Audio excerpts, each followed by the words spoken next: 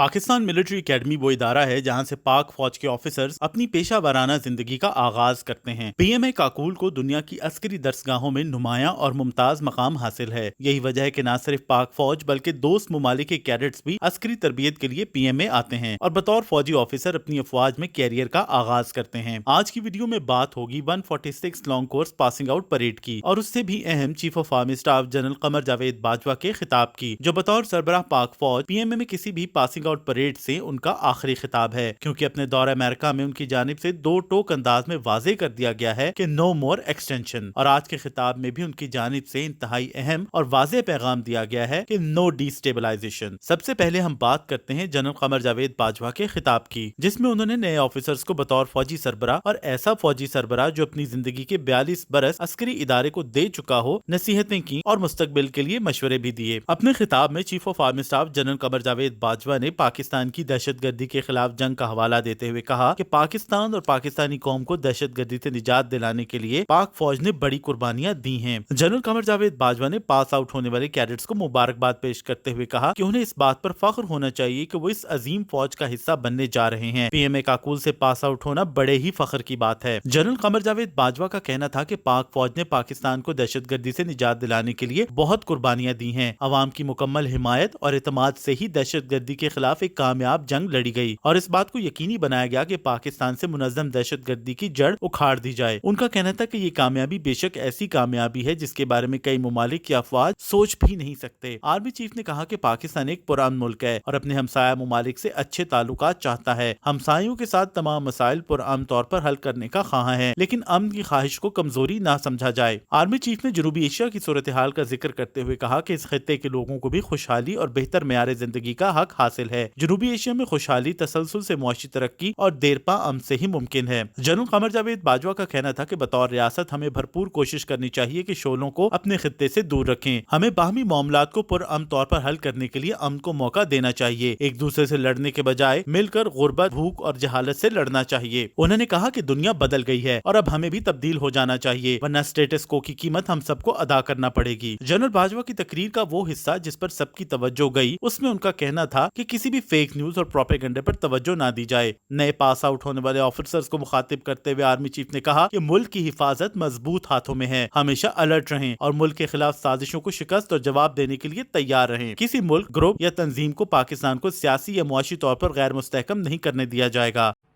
The message is clear.